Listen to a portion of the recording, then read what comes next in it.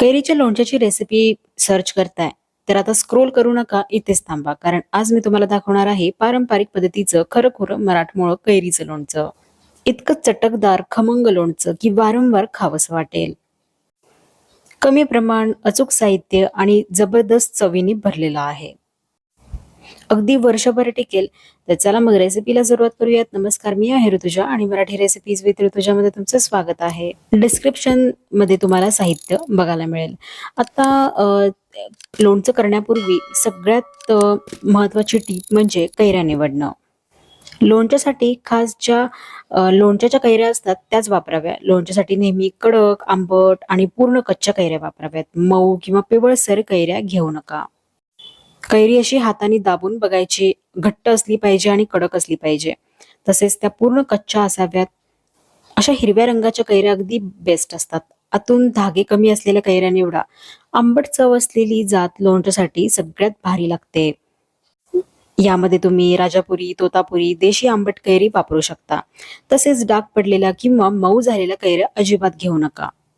इथे मी अर्धा किलो राजापुरी कैरी घेतलेली आहे. स्वच्छ पाण्याने चांगली धुवून घेतली आणि त्यानंतर कोरड्या फडक्याने आपल्याला पुसून घ्यायची आहे. यामध्ये अजिबात ओलावा राहता कामा नये, त्यामुळे अगदी कोरडी करून घ्या. साठवणीचं लोणचं असतं, त्यामुळे प्रत्येक स्टेपमध्ये आपल्याला काळजी घ्यावी लागते. पूर्ण कोरड्या करून झाल्या की आपल्याला कैऱ्या फोडून घ्यायच्या आहेत, म्हणजे त्याचे मध्यम आकाराच्या फोडी करून घ्यायच्या आहेत. कैरीच्या आतमध्ये कोय किंवा बाटा असू शकतो. या फोडी शक्यतो अडकित्ता किंवा विळीच्या साह्याने केल्या जातात. तर इथे मी माझ्याकडे मोठी सुरी आहे त्याच्याने करतेय. बाजारात आजकाल आपण ज्यांच्याकडून कैऱ्या घेतो ती लोक सुद्धा आपल्याला अशा फोडी करून देतात. लोणच्याच्या फोडी करताना मध्यम आकाराच्या करा, जास्त बारीक ठेवू नका. तसेच आतमध्ये जी बाट्याचा किंवा कोळीचा भाग असेल तो काढून टाका. शक्यतो गरासोबत थोडं कठीण कवच राहिलं ना तर लोणचं जास्त खमंग लागतं. त्यामुळे थोडासा असा कडक भाग मी फोडीमध्ये ठेवलेला आहे. सगळ्या कैऱ्यांच्या फोडी करून झालेल्या आहेत. एका मोठ्या भांड्यामध्ये काढून घेऊ. आता फोडी हळद आणि मिठामध्ये मुरवत ठेवायचे. तर एक मोठा चमचा हळद तसेच 1.5 चमचा मीठ या कैऱ्यांवरती घालून मी मस्तपैकी असं टॉस करून घेतलेलं आहे, जेणेकरून हळद मीठ फोडींना व्यवस्थित लागलं जातं. मिठामुळे कैरीतील अतिरिक्त पाणी बाहेर येतं, त्यामुळे लोणचं जास्त दिवस टिकतं. तसेच हळदीमुळे नैसर्गिक संरक्षण मिळतं आणि रंगही छान येतो. कैरीच्या फोडी आता एक आपण नेट म्हणजेच जाळीच्या भांड्यामध्ये ठेवल्यात. खाली एक पसरट भांडं ठेवायचं, जेणेकरून जे जास्तीचं पाणी येणार आहे ते खाली भांड्यामध्ये निथळेल. याच्यावरती एक ताट ठेवून रात्रभर या फोडी अशाच मुरवत ठेवणार आहोत. दुसऱ्या दिवशी आपण आता सकाळी बघूयात. तर बघा, खाली कैरीमधलं जास्तीचं पाणी निथळून आलेलं आहे. असं आधीच आपण हळद मीठ लावून ठेवलं की कैरी थोडी मऊ होऊन मसाला पटकन आणि छान मुरतो. नंतर घालणाऱ्या मसाल्याची चव प्रत्येक तुकड्यात नीट जाते. लोणचं खराब होण्याची शक्यता अगदी कमी असते. त्यामुळे ही स्टेप नक्की फॉलो करा. आता एक स्वच्छ रुमालाने या सगळ्या फोडी पुसून दुसऱ्या रुमालावरती पसरवून घ्यायच्या आहेत. अशाच आता मी या एक तासभर तरी फॅन खाली ठेवून दिलेल्या आहेत. तोपर्यंत आपण पुढची तयारी करूयात, म्हणजे मसाल्याची तयारी करूयात. लोणच्याला जे तेल लागणार आहे ते आता आपण गरम करून घेऊ. तर एका पातेल्यामध्ये 250 ग्रॅम म्हणजेच 1.5 वाटी शेंगदाणा तेल हलकासा धूर येईपर्यंत गरम करून घेतलंय आणि त्याच्यानंतर गॅस बंद करून पूर्णपणे थंड करून घ्यायचंय. मसाला बनवण्यासाठी इथे मी 80 ग्रॅम मोहरीची डाळ एका कढईमध्ये हलकीशी गरम करून घेतेय. एक सतत हलवत राहायची आणि हलकीशी गरम होऊ द्यायची आहे. जास्त पण भाजत बसायचं नाहीये. थोडीशी कडक होईपर्यंत आणि हाताला चटका लागेपर्यंत भाजून घेऊ. 3-4 मिनिटं ही डाळ मी सतत हलवत राहून भाजून घेतलेली आहे. आता एका मोठ्या भांड्यामध्ये काढून घेतलेली आहे. पण यामधली अर्धी डाळ मिक्सरच्या भांड्यामध्ये घालून मिक्सर चालू बंद करून आपल्याला बारीक करून घ्यायची आहे. जास्त बारीक पावडर करायची नाहीये. म्हणजे अर्धी डाळ अख्खी तर अर्धी डाळ थोडीशी वाटलेली अशी घेतलेली आहे. यामुळे लोणच्याला टेक्स्चर चांगले येते. लोणच्याचा खमंग वाढवण्यासाठी 2 चमचे बडीशेप त्याच कढईमध्ये हलकीशी भाजून घेतेय. जास्त तुम्ही भाजलं तर लोणच्याची टेस्ट कडवट लागेल. त्यामुळे हलकसं भाजा आणि एका ताटामध्ये काढून घ्या. 2 छोटे चमचे मेथीचे दाणे घेऊन ते सुद्धा हलकेसे भाजून घेतले, की थंड झाल्यानंतर बडीशेप आणि मेथीचे दाणे मिक्सरमधून फिरवून त्याची अशी बारीक पूड तयार करून घेतलेली आहे. आता मसाला बनवण्यासाठी हे सगळं साहित्य आपल्याला एकत्रच घ्यायचं आहे. तर यामध्ये मी घालते अर्धा चमचा हिंग, तसेच 1 छोटा चमचा हळद, त्याचबरोबर 1.5 ते 2 मोठे चमचे मीठ घालायचं आहे.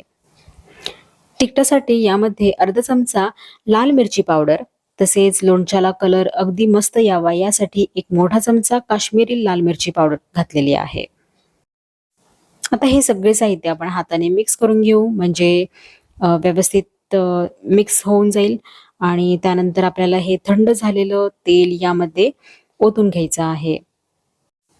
सगळं ओतण्यापेक्षा थोडं-थोडं तेल घ्या. मसाला तुम्ही मिक्स करून बघा. त्याच्यानंतर परत थोडंसं तेल घ्या.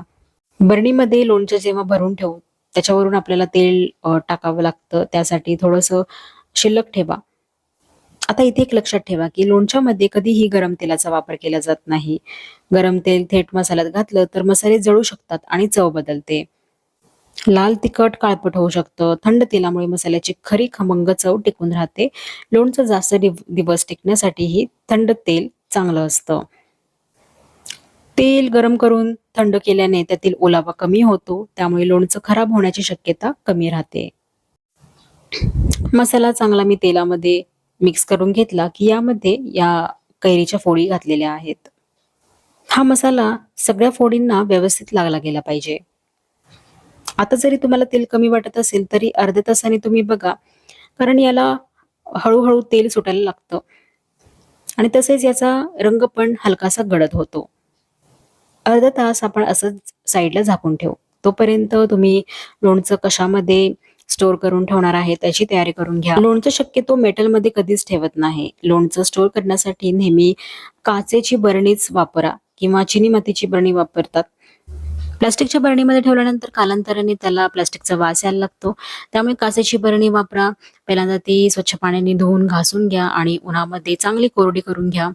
बरणीत ओलावा अजिबात नसावा, नाहीतर लोणचं खराब होऊ शकतं. बरणीमध्ये लोणचं ठेवल्या तुम्हाला तेलाचा थर खाली दिसेल, पण थोड्या वेळाने तो वरती येतो. आता जे शिल्लक ठेवलेलं तेल आहे ते तुम्ही वरून ओता. वर तेलाचा थर राहिला ना, तर लोणचं जास्त दिवस टिकतं. त्यामुळे लोणच्याच्या वर अर्धा सेंटीमीटर तरी आपल्याला तेल ठेवायचं आहे. कैरीचं लोणचं साधारण 2 ते 3 दिवसात छान मुरायला सुरुवात होते. पण 7 ते 8 दिवसांनी त्याची खरी झणझणीत आणि खमंग चव येते. पहिले 2-3 दिवस तरी दररोज एकदा कोरड्या चमच्याने हलवलं तर मसाला सगळीकडे छान मुरतो. पण चमचा घालताना नेहमी कोरडाच चमचा वापरा. अजिबात त्याला ओलावा असता कामा नये. मुरल्यानंतर रोजच्या वापरासाठी लोणचं एखाद्या छोट्याशा बरणीमध्ये काढून घ्या. लोणच्याला तेल छान सुटलंय आणि कलर देखील मस्त आलेला आहे. बस तयार झालं आपलं घरगुती झणझणीत आणि खमंग कैरीचं लोणचं. लोणचं जितकं मुरेल तितकी त्याची चव अजून भारी लागते. गरम गरम वरण भात असू दे किंवा डाळ भात, भाकरी सोबत तुम्ही खाऊ शकता आणि एन्जॉय करू शकता. त्यामुळे कमी साहित्यात पण खूप भारी लागणारी लोणच्याची रेसिपी तुम्ही नक्की ट्राय करून बघा आणि मला फीडबॅक द्या. रेसिपी आजची आवडली असेल तर व्हिडिओला लाईक करा, शेअर करा, चॅनलला सबस्क्राईब करून ठेवा. भेटूयात परत अशाच एका वेगवेगळ्या रेसिपींसोबत. तोपर्यंत काळजी घ्या.